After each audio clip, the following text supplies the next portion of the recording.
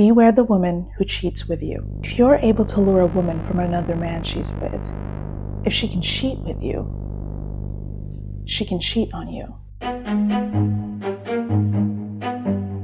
Comment if you've ever been cheated on, and what did you do when you found out? I like to people watch. It's a habit I've done since I was 11. I enjoy watching how humans behave and why they do the things they do.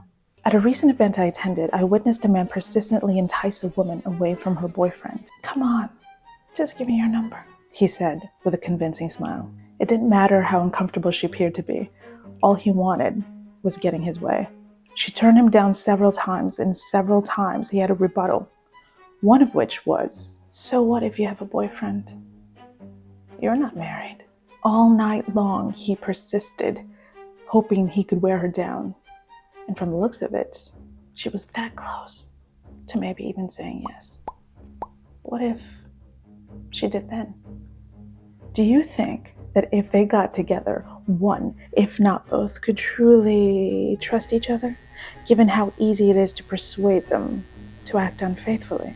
People try to convince themselves that happiness is the source of everything and it must be pursued even if you have to commit infidelity. What if she or he is the love of their life? And if they don't carpe diem or seize the day now by taking them away from the shackles of whoever, then true love will never be realized, and neither will happiness. The pursuit of happiness at the expense of others. Scratch that part. Let's ignore at the expense of others, as it dampers the fantasy and romance we've got going here. Wouldn't want to think anyone could actually be hurt or destroyed by this. It's all about our happiness. Until I cheat on you, or you cheat on me. By then I will care, because at the expense of others means me. And I only care about me and how it affects me. Since you've been on this planet for a while, you're well aware that this is not a unique situation for people who are merely dating, but married people have had the same difficulties. Take, for instance, an article that a magazine publisher sent to me about the interviews they had with women who enjoy dating married guys. The reason is that it's the new modern movement, and they're doing these guys a favor. The wives get to keep their men, the men get to have their kicks with their mistresses, and the mistresses don't have to commit to a relationship that would take them away from their busy schedule. It's a win-win situation. Win-win for all.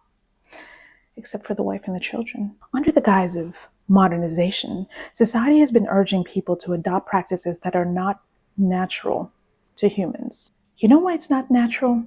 Because humans can't stand sharing someone they love with someone else. But they certainly don't mind sharing someone they don't love with someone else. We naturally despise being cheated on and betrayed by the people that we are committed to.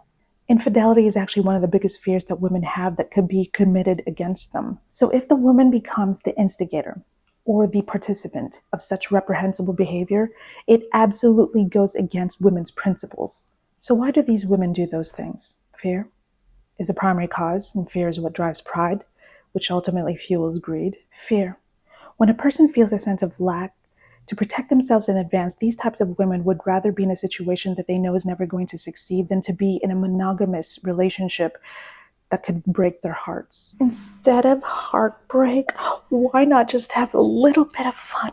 And what can be more enjoyable than seducing a married man? What a boost to one's self-esteem it is when a woman wins over a man who's already been won over. Now that pride has taken over, greed enjoys going along with the ride. She now desires more. Nothing will satisfy her want for more because she hasn't yet grasped that her desire for more is just masking the emptiness that she feels inside. Fear. We circle right back to fear. What good men will actually desire them when they leave a trail of wreckage right behind them? So now their only option is to go in the same destructive loop. They justify their misdeeds by arguing that they are helping these men, fulfilling the desires that they are unable to obtain from their wives, and the wives, they get to keep their used husbands. These women extol the virtue as if they had accomplished some type of heroic deed. You get a trophy. You get a trophy. You all get a trophy.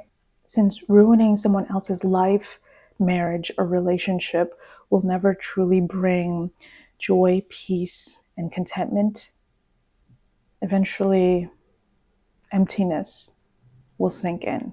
You know what the mark of a good woman looks like? She doesn't destroy lives. She's careful not to ruin relationships. Because love, real love, is about building and making lives and relationships stronger. Love is not a word to be tossed around and used as an excuse to hurt people. Because that's not love. That's lust. So now the question is, how do you spot a woman who has a tendency to be unfaithful when she isn't blatantly letting you know that she is? And that is for another video, because girls gotta work out, because I'm gearing up for some holiday food. Meanwhile, you probably want to watch my other video because it's got loads of information.